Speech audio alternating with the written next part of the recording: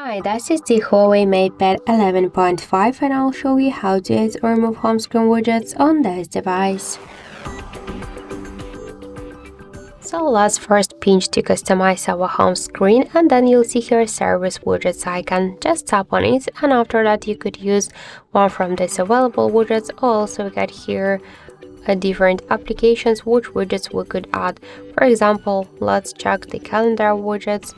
We got here 6-7 different types of the widgets, so just to add them to your panel you should click add to home screen. Now if you want to move widget on the screen or between the screens, you should just hold the widget and drag it by this way. Also, if you want to edit the widget, hold it, tap to edit, and you could switch your calendar accounts and show or turn off the number of events. And also we could just remove it from the home screen just by hold and tap it to remove icon. So that's it. Thank you for watching, and if you like this video, leave thumbs up and subscribe.